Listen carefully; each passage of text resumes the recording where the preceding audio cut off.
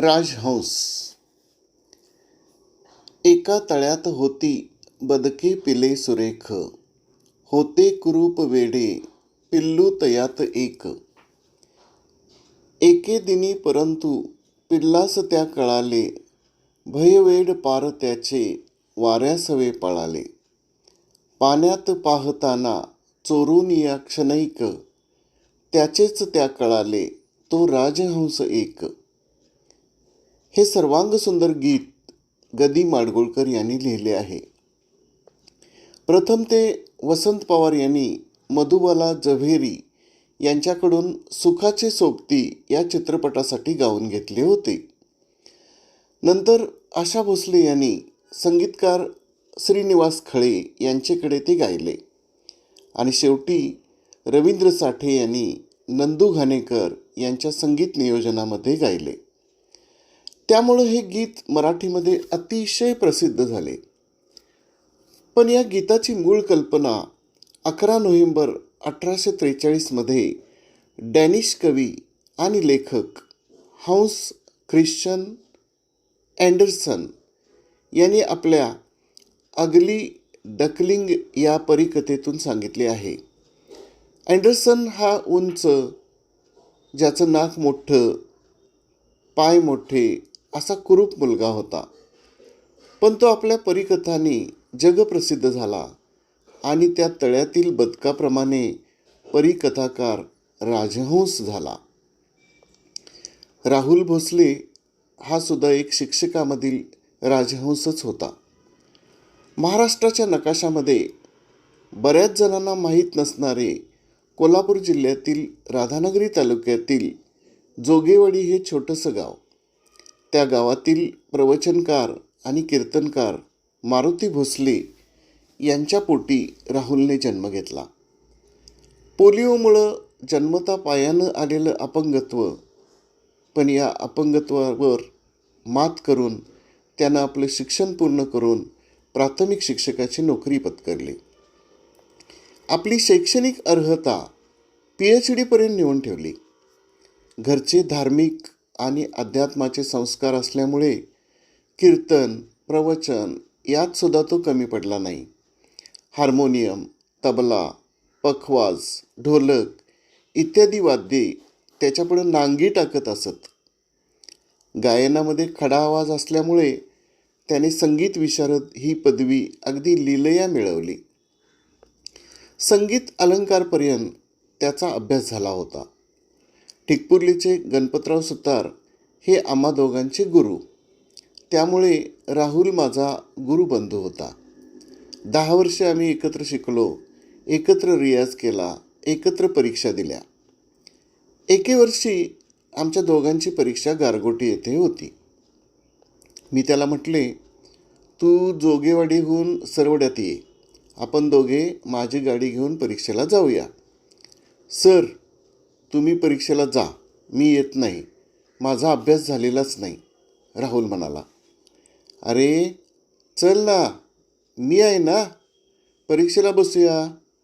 Pass झालो तर ठीक, नाही झालो तर पुन्हा बसूया, अभ्यासक्रम तरी कळेल, मी म्हणालो.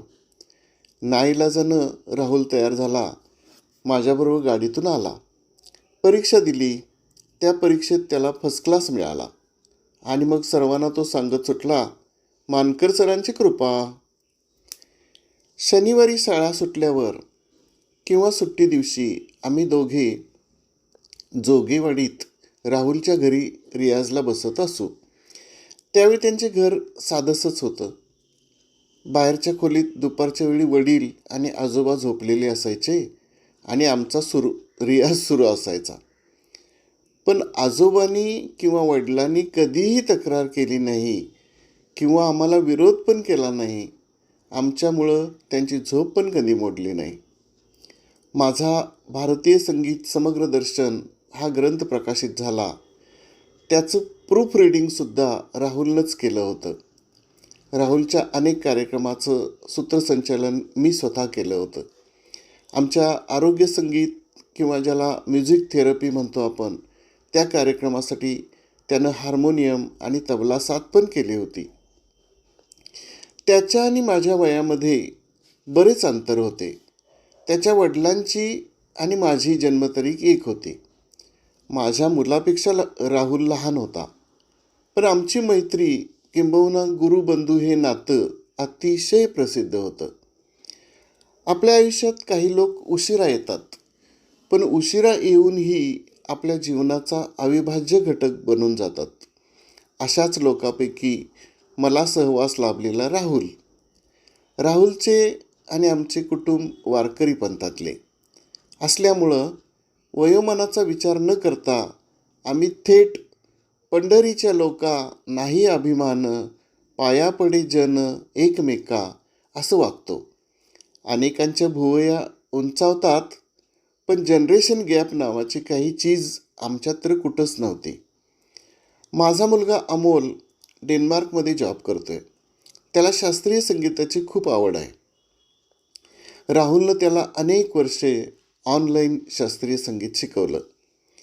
मध्यंतरी राहुलनं त्याचे 2 बंधू दीपक आणि अतुल यांच्या साहाय्याने संगीतकार आराधी नावानं काही कॅसेट्स पण काढल्या होत्या. दिवाळी अंक पण काढला होता.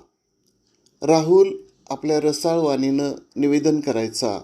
त्यामध्ये ज्ञानेश्वरीतील ओव्या असायच्या, अनेक संतांचं अभंग असायचे आणि त्याचा समयोचित उल्लेख केलेला असायचा. मागील वर्षी ठाणे इथं राज्यस्तरीय जलतरण स्पर्धेसाठी त्याची निवड पण झाली होती. वयाची 42 वर्षे, पायानं अपंग असूनसुद्धा त्यानं सुदृढ माणसापेक्षा सुखाचं जीवन व्यतीत केलं होतं. असं असूनसुद्धा त्यानं डाव्या हाताच्या व्याधीसाठी आत्महत्येसारखा मार्ग पत्करावा हे माझ्या आध्यात्मिक मनाला तरी पटत नाही. अलीकडंच मला एक पुरस्कार मिळाला होता. त्याबद्दल त्यानं 29 ऑक्टोबर 2023 रोजी दुपारी माझं अभिनंदन केलं होतं आणि त्याच रात्री 10 वाजता आत्महत्या केल्याचं समजलं. या राजहंसाला सांगीतिक, शैक्षणिक व पारमार्थिक क्षेत्रातील माझ्या कुटुंबाकडून व माझ्या मित्रपरिवाराकडून भावपूर्ण श्रद्धांजली.